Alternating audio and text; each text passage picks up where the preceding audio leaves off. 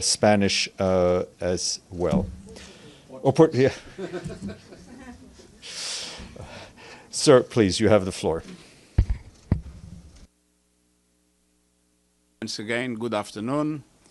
Leaders are making their way to New York for the UN's 80th anniversary and the high-level week of the General Assembly. Some call it the World Cup of diplomacy. But this cannot be about scoring points. It must be about solving problems. There is too much at stake. We are gathering in turbulent, even uncharted waters.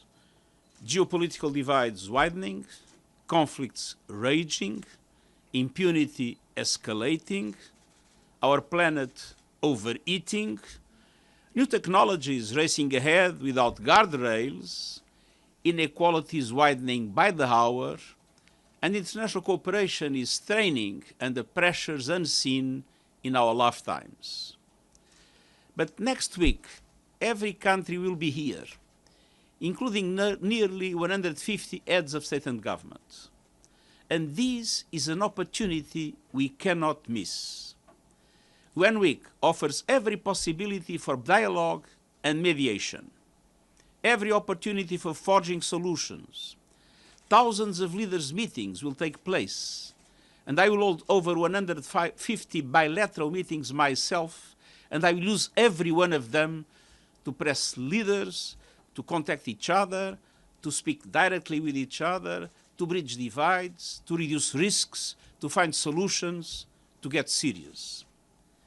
People are demanding answers and action, actions that match the gravity of the challenges our world faces, actions that meet the expectations of all those on the outside looking in. Let this be a week of solutions for peace in Gaza, Ukraine, Sudan, and beyond, and for a pathway for a just, lasting peace in the Middle East based on a two-state solution. For climate, with countries stepping up with ambitious new national climate action plans that keep 1.5 degree limit alive. For responsible innovation, as we launch the global dialogue on AI governance to put humanity at the center of technological change with every country at the table. For women and girls, with concrete plans for equality as we mark the 30th anniversary of the landmark Beijing Conference. For financing development, at the first of its kind biennial summit, bringing together leaders of international financial institutions and heads of state, and focused on implementing commitments on financing the Sustainable Development Goals. For a stronger, United Nations, by backing our UN80 initiative to equip the UN for a world that no longer looks like 1945 or even last year. The list is long because the needs are great. Our times demand more than posturing and promises. They demand that leaders make progress and follow through. To honor the Charter, pursue peace, advance sustainable development, ensure human rights, and confront global challenges together. The United Nations is the place. Next week is the time, and leaders must get serious and deliver.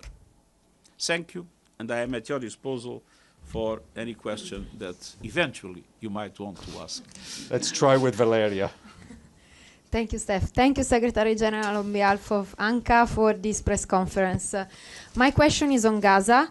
A UN Commission of Inquiry concluded that Israel has committed genocide in Gaza, and the top Israeli official, including Prime Minister Netanyahu, incited these acts.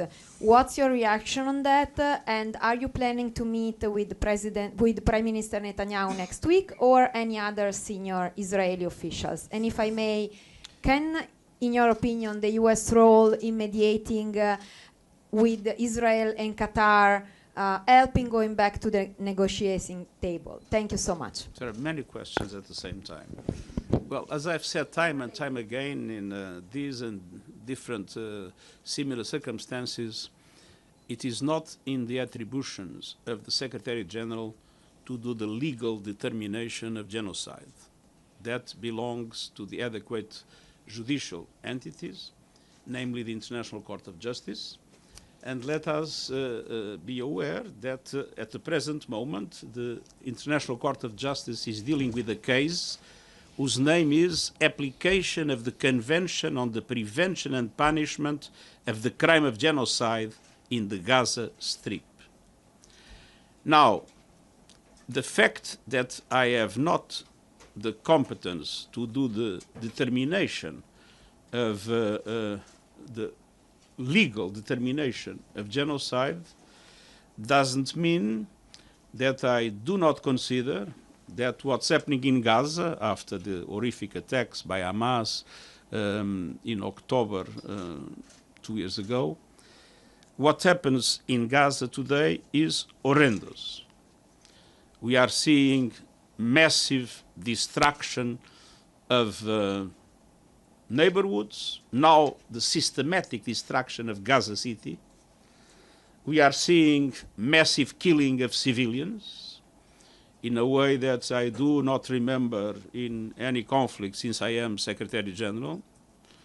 And we are seeing dramatic obstacles to the distribution of humanitarian aid. At a certain moment, it completely stopped, with the consequences that the Palestinian people is suffering an horrendous situation with famine, with no access to any kind of health support, and with continued displacement and the imminent risk of losing their lives at any moment. So this is something we cannot forget. Independently of the names that are given, the truth is that this is something that it is morally, politically, and legally intolerable. Now, the second question was about Qatar and the United States. I believe the objective of the meeting is to strengthen the bilateral agreement on defense. Qatar has already announced that Qatar was ready to start again the mediation. And that mediation is absolutely vital when we see the new phase of destruction of Gaza City, to have a ceasefire, an immediate ceasefire, with the immediate and unconditional release of hostages, and with effective humanitarian aid being distributed. So let's hope that this meeting with the US will help the US put pressure on Israel for seriously accepting a negotiation. Will you meet Prime Minister Netanyahu next week? I will be delighted to receive Prime Minister Netanyahu if he asks for that, as I will do with any other member, head of state. And of course, according to the rules, I will inform, if that is the case, the International Criminal Court. But the gravity of the situation in Israel and the occupied Palestinian territories more than justify that if the Prime Minister of Israel wants a meeting, for me to grant it. Edie, and if I could ask you all kindly to limit yourselves to one question, given the number of questions that we want to get through.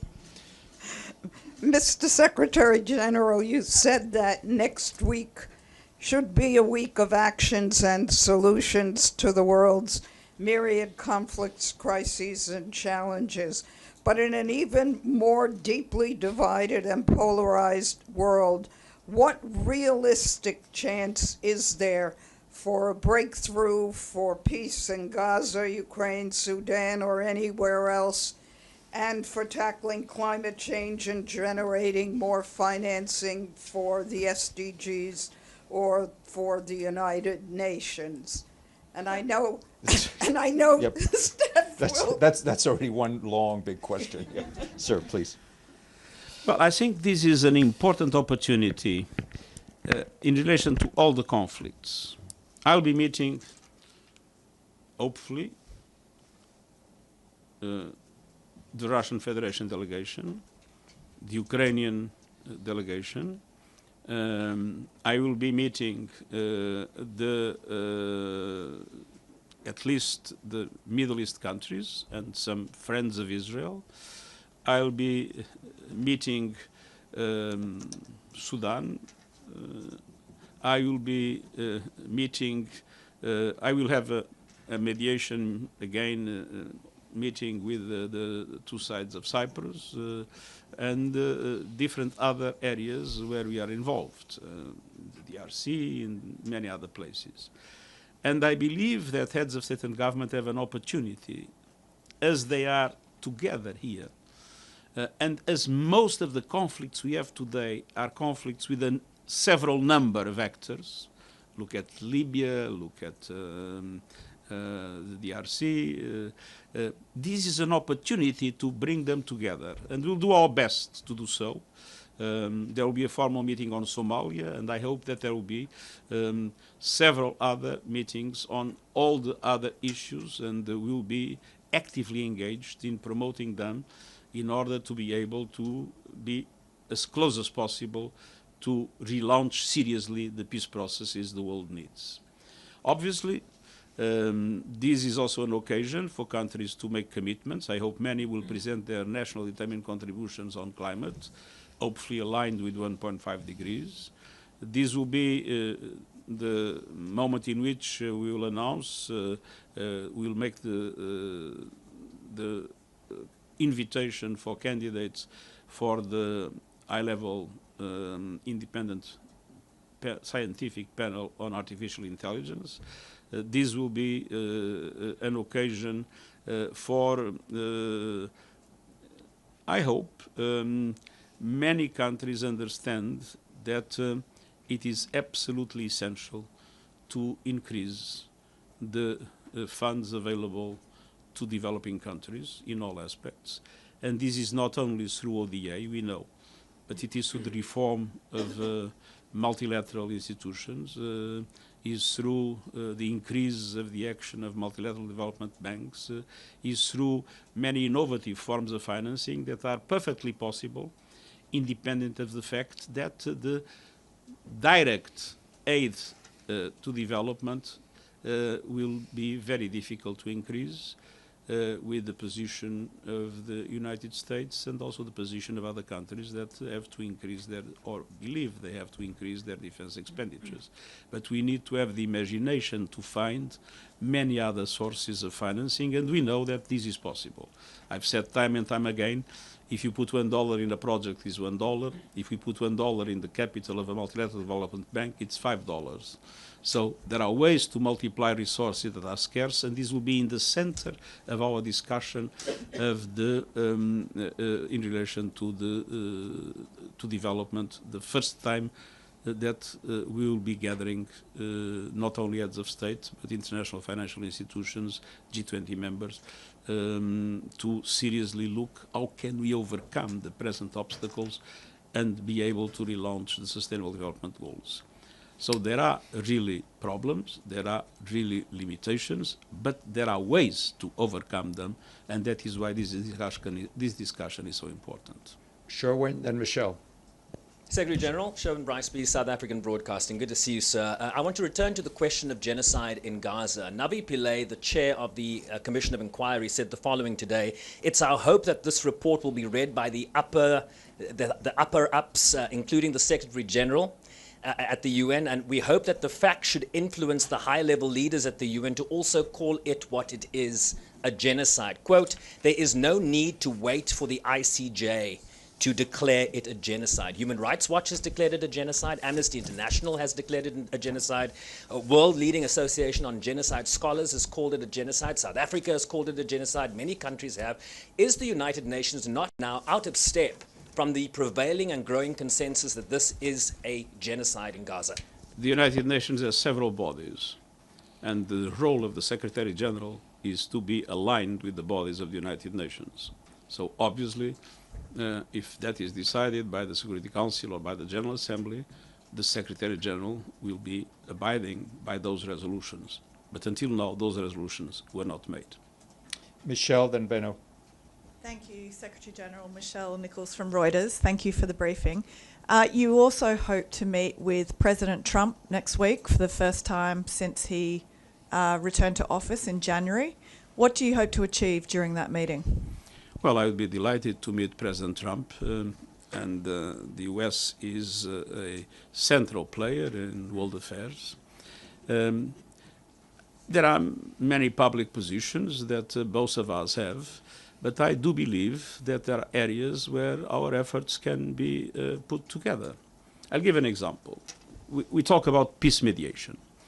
The UN has very strong efforts in peace mediation in different parts of the world, where we have people that knows all the interlocutors, people that has a wide experience of the economic, social, and other root causes and the human rights problems of the countries, that have a relationship of trust and confidence with some of the key actors. But we have no carrots and no sticks. And as we have no carrots and no sticks in a world in which we have the geopolitical divides that we have, it's extremely difficult to make the protagonists of the present conflicts understand the need to come to peace. Now, the United States has carrots and sticks. So in some situations, if you are able to combine the two, I think we can have a very effective way to make sure that some peace process at least can lead to a successful result. Any particular situations that you would like to mention? I mean, there are many situations around the world that are known, and in all of them, I think we should be open to find ways to join efforts. Benno, then Visan. Peace is a major objective, I believe, of both sides. Secretary General Benno Schwinghammer with the German press agency. My question is about Ukraine. As you know, President Trump and President Putin met recently in Alaska. After this, do you see any realistic path to peace in Ukraine right now? And connected to this, President Trump is openly campaigning for the Nobel Peace Prize. In your view, has he done enough to deserve it so far? Well, that is a question to ask to some people in Norway that deal with this issue. I am not optimistic about a short-term progress in the peace process in Ukraine. Our position is very clear. We need an immediate ceasefire, but a ceasefire that leads to a solution based on the UN Charter, international law, and the resolutions of the General Assembly. The positions of both sides are now largely incompatible. And after the Russian invasion of the Ukraine, we have seen that the Russian Federation has resisted strongly to the idea of a ceasefire, and saying that a global agreement is necessary, and we all know how difficult it is to achieve. So I am afraid we might witness this war to go on, at least for some time, and to go on now with a violence that is particularly dramatic because it's having a huge impact on civilians, which is absolutely regrettable. What exactly does not make you optimistic? Sorry? What makes you pessimistic? What exactly is it? I'm not optimistic at the short term because I see the positions of the two sides very different. Very different. I believe that Ukraine has a legitimate interest to preserve its territorial integrity, and it's clear that Russia is determined to do something that would mean the occupation of large parts of the Ukraine. Bisan, then Javier. Thank you very much, Mr. Secretary General. This is Bisan Abuquaik with Al Jazeera Arabic. More and more criticism is targeted towards the UN and the international community for the failure of protection of civilians in Gaza as this war approaches 2 years.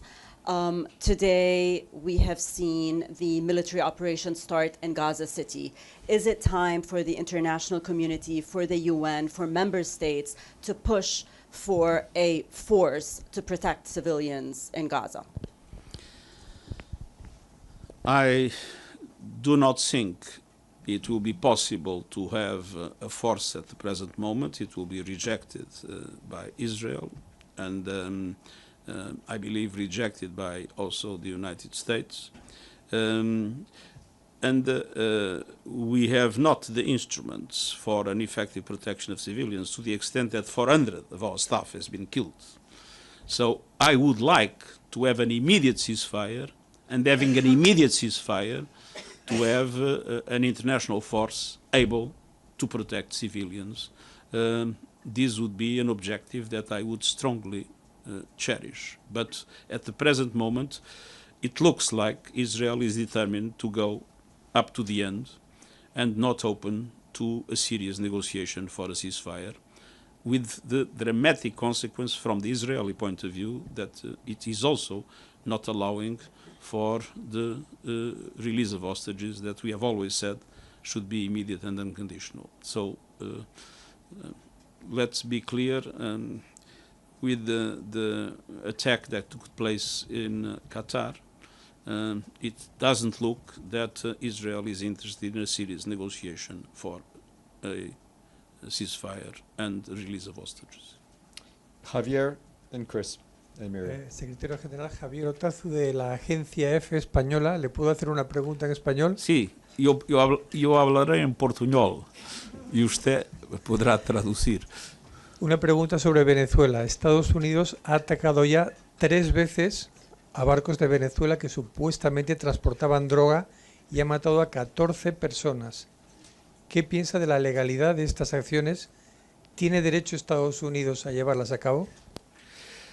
Nosotros no tenemos aún una información completa sobre exactamente lo que pasó, pero para nosotros es evidente que es absolutamente esencial respetar la ley, el derecho internacional en esta materia. Secretary General. Sorry, Chris, go ahead. Thank you for this briefing. Chris Reyes with Canadian Broadcasting. My question is also... Sorry, where are you? Oh, She's yes. right. Chris Reyes with Canadian Broadcasting. Secretary General, my question is also on this new UN report that finds Israel is committing genocide in Gaza. What is your direct response to Israel's rejection of the findings of the report? And if nothing comes out of the report, what does this say about the UN's relevance? Well, the report is a report of an independent inquiry committee. I think that Israel should take into account, and everybody should take the report into account. And obviously, these are serious questions. As I said, for us, it's not for us to determine the legal, to do the legal determination of, but the report is a serious report that I believe should be carefully read, and namely by the Israeli authorities. Miriam, if you could wave so we can see you. Miriam Ramadi with Volunteer Media, Afghanistan International. My question is about Afghan women and girls who remain erased from public life under the Taliban.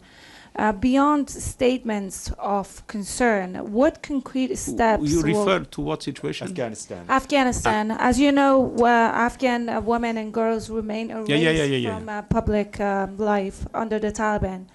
What concrete steps will the UN take to hold the Taliban accountable for systemic gender apartheid? And also if you have any comments about this snapback mechanism at the Security Council. Thank you.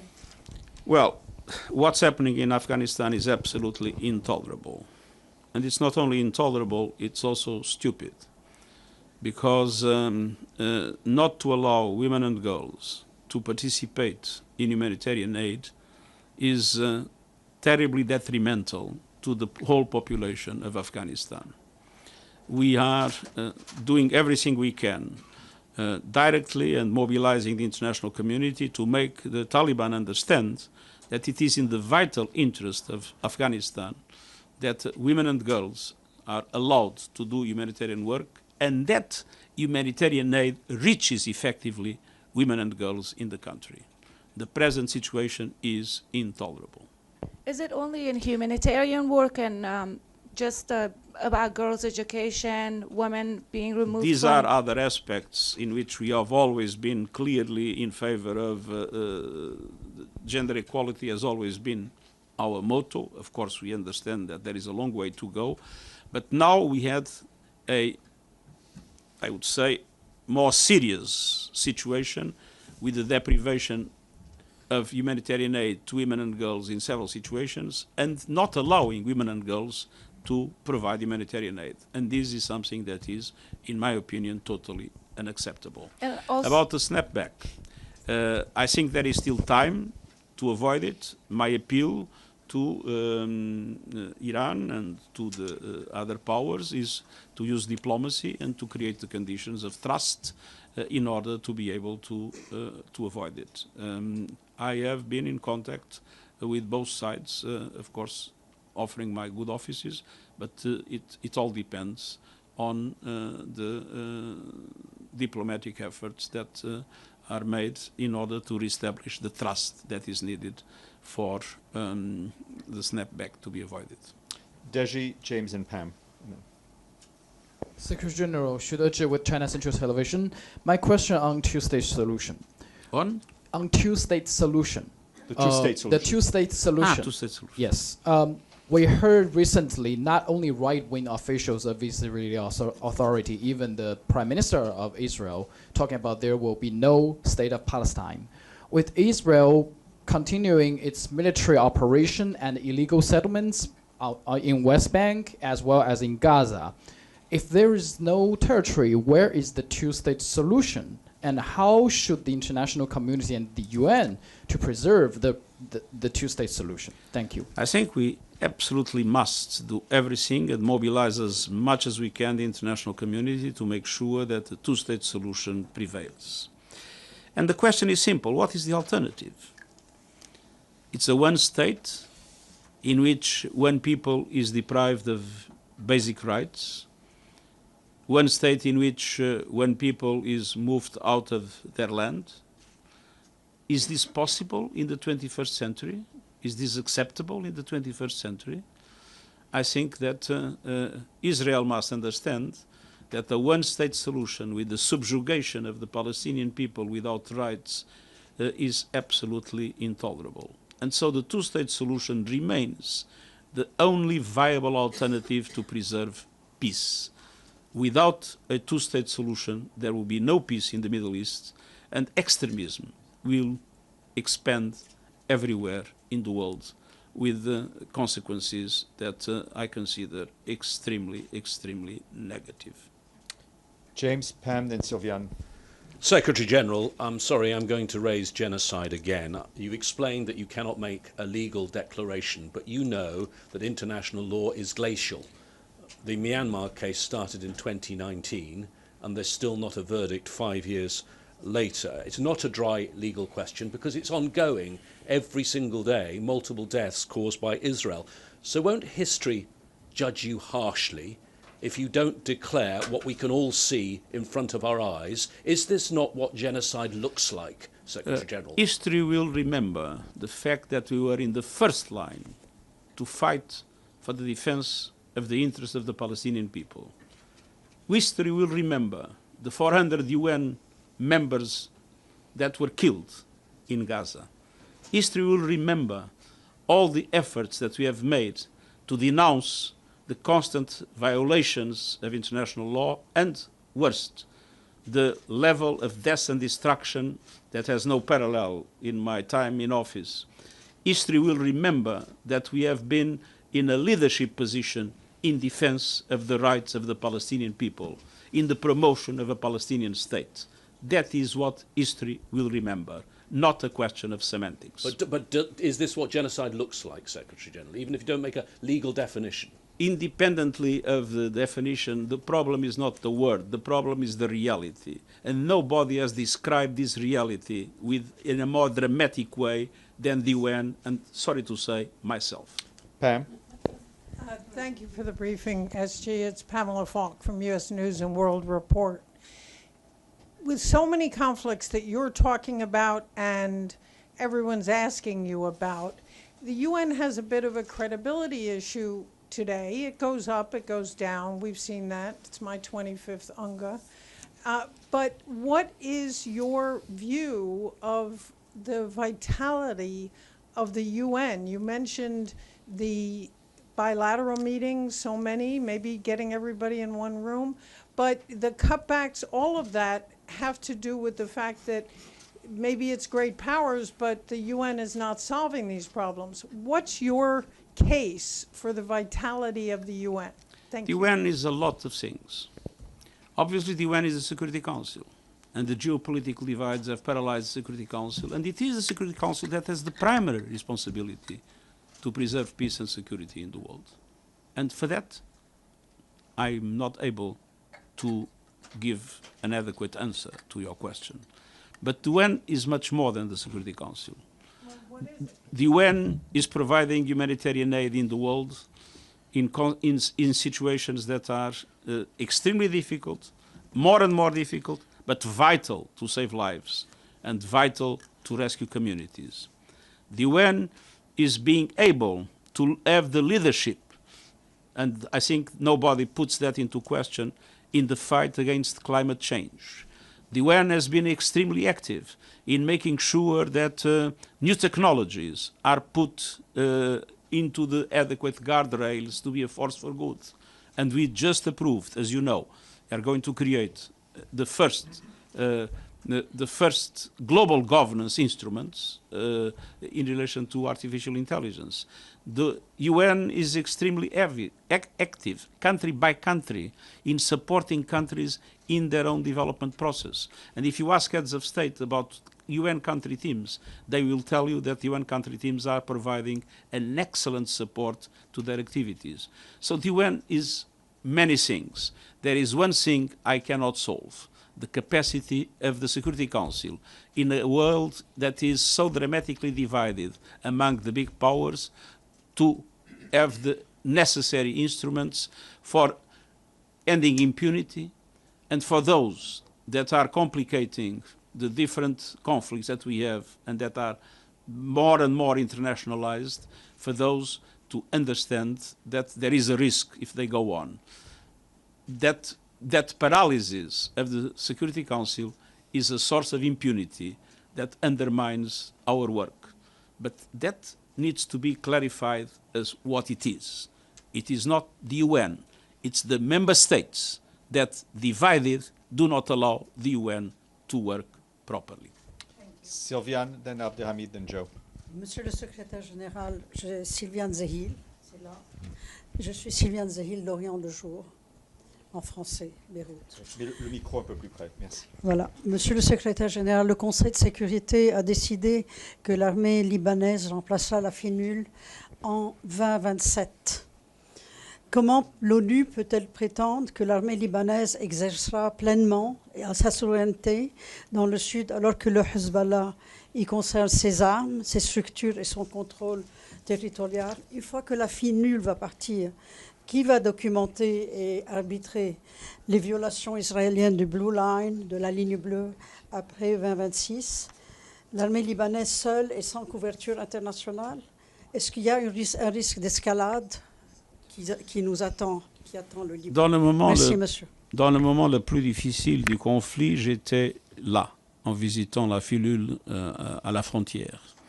Et je suis vraiment orgueilleux du travail que la FINUL, en tant que force onusienne, a fait et continue à faire au Liban. Je crois que c'est évident que nous assistons aujourd'hui à une logique qui est très claire. Israël fait une violation systématique de l'accord en maintenant des positions à l'intérieur du Liban et en faisant des attaques ici et là. Et l'Hezbollah profite de ça pour justifier son existence comme force armée, et Israël profite de l'existence du Liban comme force armée, de l'Hezbollah comme force armée, pour maintenir ces violations du cessez-le-feu. C'est pour ça que je considère que c'est absolument essentiel d'appuyer le gouvernement libanais, qui a un programme qui vise le monopole de la force dans les mains de l'armée libanaise, et que c'est essentiel qu'Israël respecte le cessez-le-feu et abandonne les positions à l'intérieur du Liban. Abdelhamid, then Joe. Thank you, sir. My name is Abdelhamid Sayam from the Arabic daily Al-Quds Al-Arabi. Sir, former Secretary General Kofi Annan said the scars of the genocide in Rwanda will haunt me all my life. Now it's your second term, sir. You have 1 year and few months left. And the world is burning. The UN, which you head on top of it, failed the people of Palestine and Gaza, Ukraine, Sudan, Yemen, Myanmar, Haiti, and look around what's going on. You validated Article 99 to the Security Council, but nothing worked. Did you consider throwing the bomb in the arms of the laps of the Security Council member and declare resignation? And resign as a protest for the failure of the Security Council? I think my resignation would be very much welcome by all those that are misbehaving, and so I will not give them that pressure. But I can clearly express my deep frustration with the fact that these problems that you raise are not properly solved, and that the international community has not the capacity to come together to solve them. But what after you validated Article 99, what do you have other means to influence the Security Council? I always said that Article 99 has essentially a symbolic value, and that is why I used it in the worst. I didn't use the Article 99 on all situations. I used it in the situation that I consider the most serious situation in relation to global peace and security, and that is the situation in Gaza.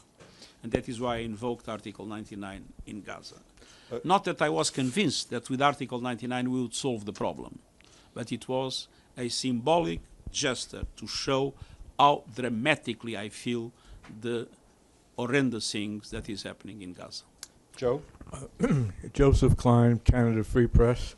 I want to turn to what I hope will be a more pleasant subject for you, the UN 80 initiative. So could you please share your thoughts on any specific UN 80 initiative structural reforms? I know they're under review in Workstream 3, but I'm sure you have some ideas that you would like to see based on your 2 terms as Secretary General. For example, what is your view on consolidating separate UN human rights related protection entities such as the sexual violence and conflict, preventing sexual exploitation and abuse, and the work that the UN Women Organization is doing on violence against women, to consolidate all that into a more integrated synergy enhanced single body? Thank you. We will do a number of mergers and operations of that sort, and we will limit the number of envoys. We will not be able to touch immediately mandates that come from strictly decision of the Security Council, which of course means that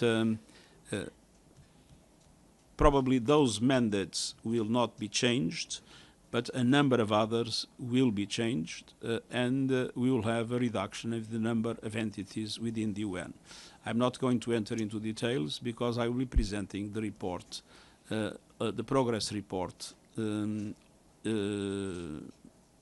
Thursday or Friday, and I will not anticipate the measures that will be proposed. But we will see a number of significant murders.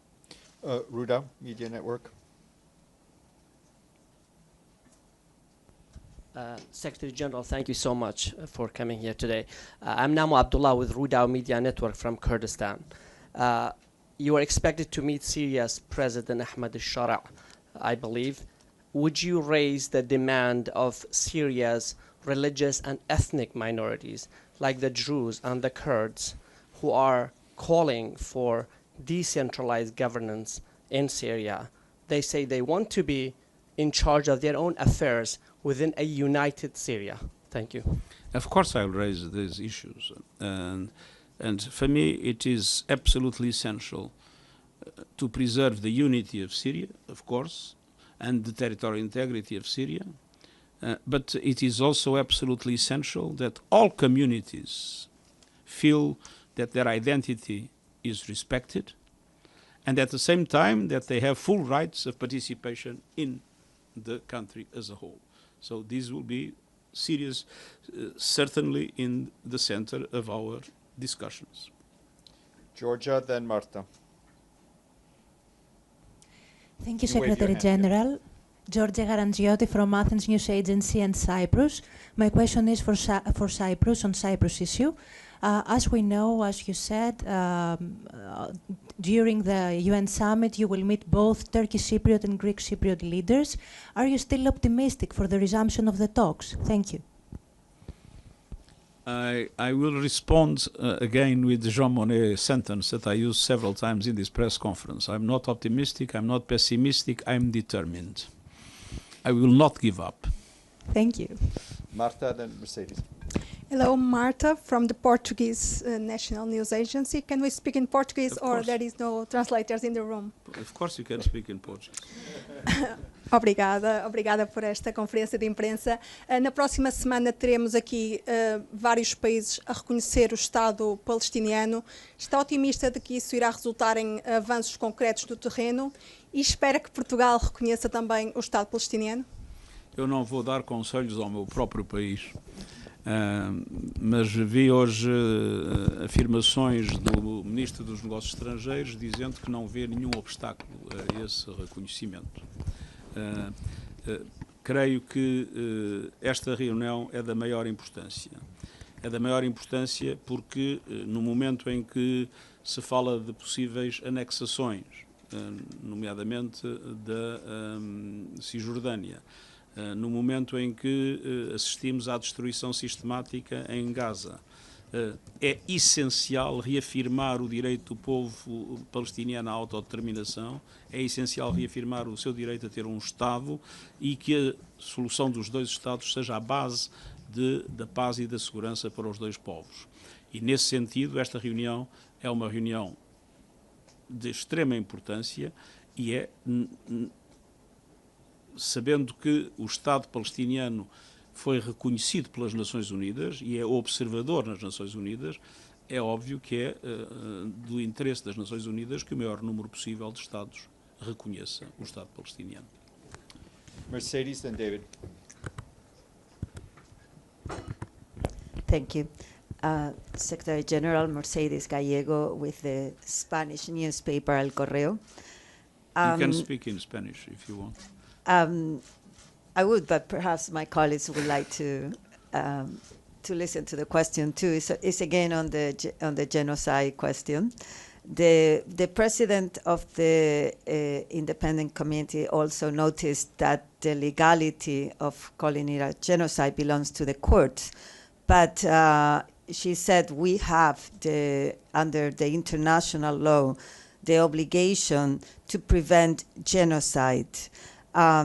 Are you prepared to at least support their recommendation to stop selling weapons to Israel, or what other way do you suggest that the UN and the international community has to prevent what is ongoing? I have no weapons to sell to Israel.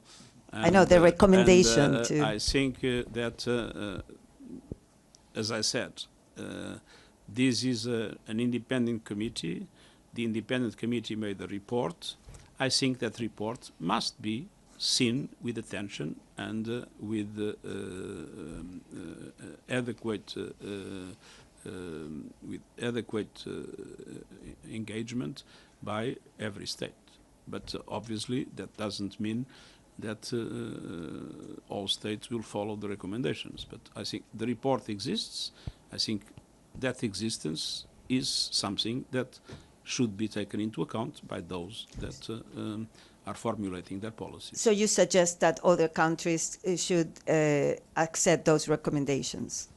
I've witnessed the position of the government of Spain. The government of Spain has been in the front line of the defense of the interests of the Palestinian people, and that is something that we cherish very positively. David? Gracias. Right there.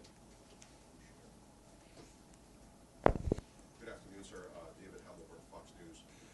Monday will be the two-state solution and continuation from July. The question I have is a legal one. 145 to 160 countries will declare Palestine an independent state. What does that mean legally? And the reason why I ask this question is because various UN resolutions, the Oslo Accords, have clearly stated that the final solution of an independent state will be up to the two parties. Now, since two parties are not negotiating at the moment, what does it legally mean for UN members to summarily declare Palestine as a state? What is the legal binding? What does the UN find in its previous resolutions? How does that correlate with each other? Well, as I said, the UN, as the General Assembly, has recognized the state of Palestine. He is an observer in the UN, and obviously, in that regard, the fact that a larger number of states does the same strengthens that position. But obviously, one thing is to recognize the state of Palestine. The other thing is the state of Palestine being able to fully exercise the rights of sovereignty, and I know that we are very far from that situation at the present moment. And I hope that there will be a serious negotiation leading to that. You, Kyoto? Thank you, Stefan. So good to see you again, Secretary General. My name is Yu from Kyoto News, Japanese news agency.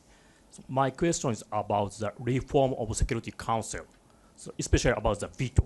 So what do you say that you are so stressed? So what do you think about the veto in terms of reforming? Thank you. First of all, I believe the Security Council reform is something that makes full sense. Security Council has a composition that doesn't correspond to the world of today. It corresponds to the world of 1945. And that creates not only a problem of legitimacy, but a problem of efficiency. On the other hand, we have the right of veto. There were proposals, namely by France and the UK, limiting the right of veto, especially in situations where we have massive violations of human rights or dramatic cases of this kind. And I see with sympathy that proposal, but of course it's up to member states to look seriously into the reform of the Security Council. The one thing that I can tell you is that I believe I'm the first Secretary General that talks all the time about the need to reform the Security Council. And the truth is that this item that was completely taboo in the past is now in the center of the discussions of the General Assembly. Before, there was a committee that couldn't even issue papers, and the documents would not move from one year to another. Now there is a committee working seriously. And several countries have recognized, for instance, even the P5, that Africa should have the right to have a permanent member. So I see movement, and I would like also to see movement in relation to certain limitations in the exercise of the right of veto. But again, this is a matter that only member states can solve. Linda, then Adla. Thank you. Raise your, yeah. Here. Linda Fasulo for NPR, the UN. My question is going back to Gaza. Mr. Secretary General, we know that Israel at this juncture does not favor a two-state solution, or appears not to, but neither does Hamas, as far as I believe. What is your sense of what role Hamas will actually play in any future state? And also another question is, how do you believe Hamas has, what's your view in terms of how Hamas has conducted the war in Gaza? Well, we have been very clear condemning Hamas and the horrific attacks that Hamas did and that generated or used as a pretext, whatever you want to say, but generated this massive response by Israel. And I sincerely believe, as I said for Lebanon, it doesn't make sense to have a state with armed groups that are not integrated in the army of the state. And obviously, the state of Palestine that I want, and there is an agreement of the Palestinian Authority, would be a disarmed state of Palestine, with, of course, a police force, but not with an army, which means that there would be no room for armed movements within that state. Adla? Adla Masood from The National. Mr. Secretary General, U.S. and Israeli officials have denounced the recent recognitions of Palestine as a gift to Hamas. Do you think... Sorry? As a gift to Hamas. What? Oh, the recognitions of Palestine as a state. Do you think the recognitions by some states risks undermining the prospects for peace? I don't think so. First of all, it's not a gift to Hamas, because the two-state solution is something that is not also in Hamas program, as you know. It is a gift to the Palestinian people that has suffered also a lot because of Hamas. Noreen? Thank you very much, sir. This is Noreen Hussain with IPS News. My question is actually about the high-level conference on Rohingya Muslims and other minorities in Myanmar. As you may know, sir, that the UN has been at the forefront of the humanitarian response to the Rohingya refugee crisis. It has been 8 years now since that. Since the nearly 1 million Muslims Rohingyas were forced to flee Rakhine State.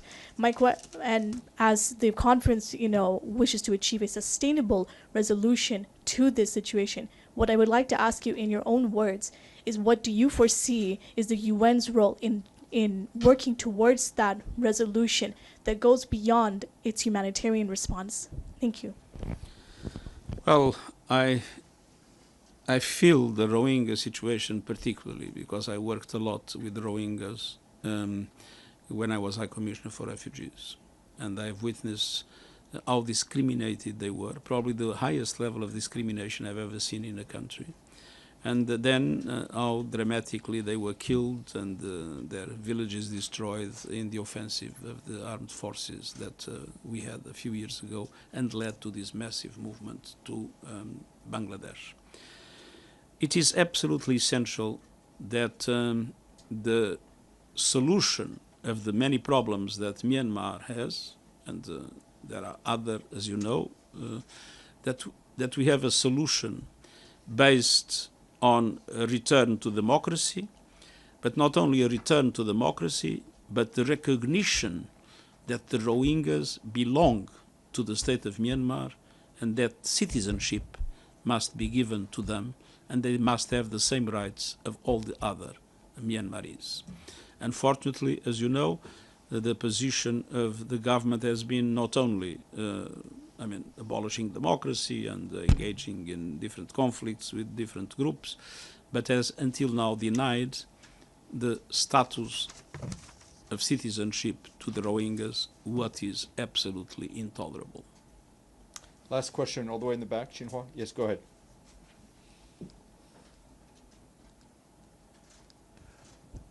Go ahead. Thank you, Secretary General. This Yuan Zhaopan with... Sorry. China's Xinhua News Agency. I'm going to ask you a question about the 4 global initiatives. About? The global initiatives. I know The global initiative from President Xi. Yeah. Sorry? Go ahead. Just ask. Okay. I know you went to Tianjin to attend the Shanghai Cooperation Organization Summit in early September. And at the summit, Chinese president proposed the 4th global initiative, the Global Governance Initiative. I know these 4 global initiatives address many of the most pressing global issues. And can you comment how these initiatives will contribute to the 3 fundamental pillars of the United Nations? Thank you. Well, I think that it is very important to underline that in this global initiative, there is a full respect to multilateralism. There is full support of the UN as the central piece of multilateral institutions, and a strong commitment in relation to the international cooperation and the peaceful resolution of conflicts. So I do believe that these principles are principles that are totally compatible with the UN Charter. Great. Thank you very much, sir. Thank you, and thank you to all of you and to our interpreters. Thank you. Thank you very much. Perdón.